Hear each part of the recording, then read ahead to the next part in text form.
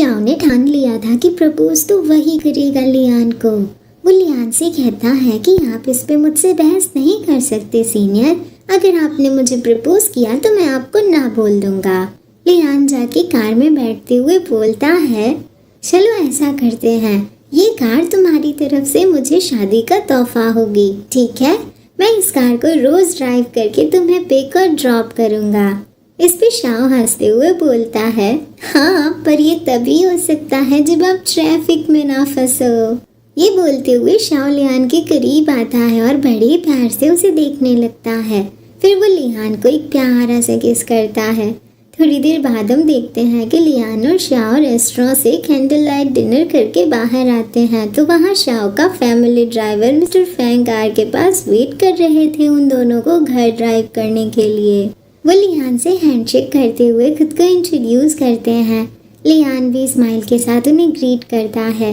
Uncle Fang car की ओर जाते हुए लियान को बताते हैं कि शाओ हमेशा तुम्हारा जिक्र करता रहता है, तुमसे आमने सामने मिलके बहुत अच्छा लगा। अंकल फैंग की बात सुनकर लियान स्माइल के साथ आके कार में बैठ जाता है।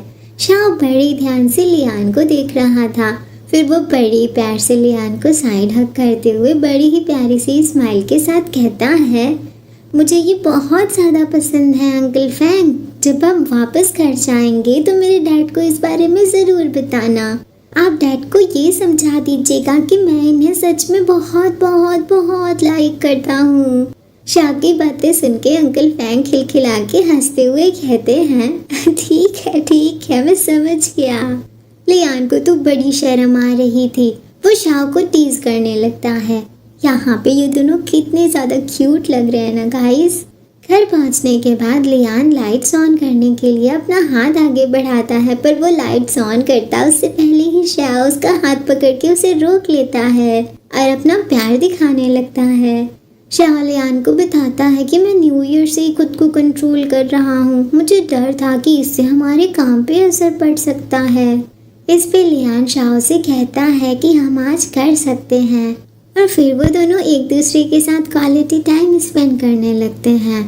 लियान के मन में रोमन ने जितनी भी इनसिक्योरिटीज डाली थी अब तक वो सब गायब हो चुकी थी। अब लियान 100% श्योर हो चुका था कि शाह उसका है, अब भी और हमेशा के लिए भी।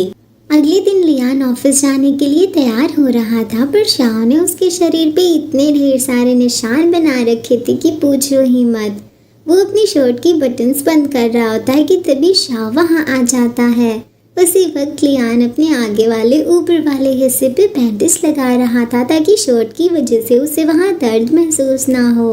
शाह उसे ये करते हुए देख लेता है और प्यारी सी स्माइल के साथ आके पीछे से उसे हक कर लेता है। लियान तो इतना शर्मा रहा था कि उसके गाल लाल टमाटर हो गए थे।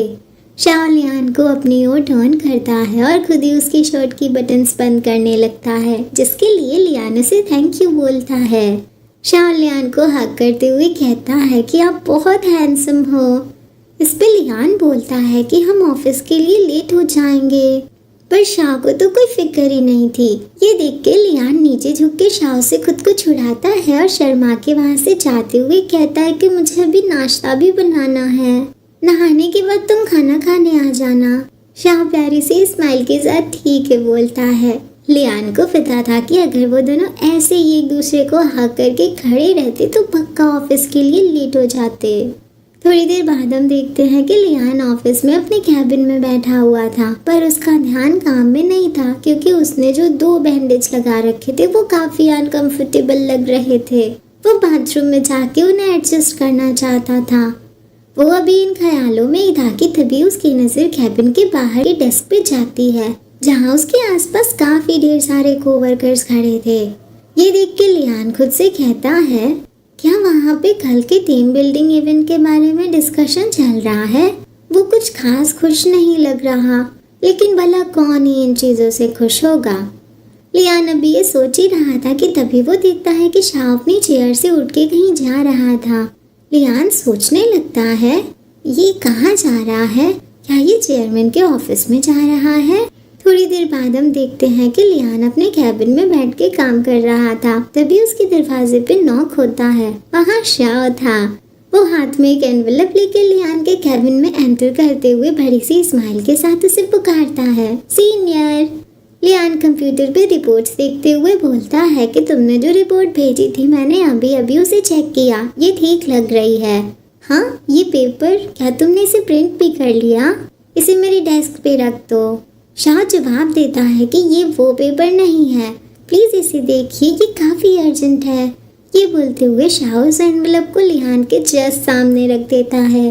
लियान देखता है कि उस एनवेलप पे तो कोई भी अर्जेंट स्टैंप नहीं लगा हुआ था, पर शाह की बात मान के वो उस एनवेलप को खोलता है तो उसके अंदर से जो पेपर निकलता है उस पे चू युनफेई नाम की सील लगी हुई थी। लियान तो काफी नर्वस हो जाता है। क्या ये चेयरमैन की सिग्नेचर है? तो क्या तुम इसे लेने गए थे? ये बोलते हुए वो एनवेलप से पेपर को बिना बाहर निकाले ही इसे वापस से डेस्क पे रख देता है और नर्वस टोन में शाह से बोलता है, मुझे कोई स्पॉइलर तो दो, मुझे नहीं पता कि मेरा दिल इसे झेल पाएगा या नहीं। क्या तुम्हें पता है कि ये अच्छी खबर है या बुरी? इस पे शाह प्यारी से स्माइल के साथ जवाब देता है कि मुझे लगता है कि ये अच्छी खबर है। ये सुनते ही लियान के चेहरे पे बड़ी सी स्माइल आ जाती है और वो तुरंत उस एनवेलप को पढ़ने को राजी हो जाता है। शाह भी उसे मोटिवेट कर रहा था कि डरने की कोई बात नहीं है, आप बिना डरे इसे पढ़िए। अगर हैंडराइटिंग काफ़ी ख़राब है तो मैं आपको पढ़ के बता सकता हूँ कि क्या लिखा है। शाह की ये बात सुन के लियान मन में सोचता है, ये हैंडराइटिंग को समझ सकता है? क्या इसे पता है कि इस लेटर में क्या लिखा है, या फिर क्या ये हैंडराइटिंग से फेमिलियर है? इन्हीं सारे सवालों के साथ लियान लेटर खोल के पढ़ता है। Lian, unfortunately lunar new year के दौरान हमारी मुलाकात नहीं हो पाई थी। मैं विश करता हूँ कि तुम मेरे लिटिल नटखट बच्चे के साथ मुझसे मिलने आओगे। तुम फिक्र मत करो, हम दिल खोल के तुम्हारा स्वागत करेंगे।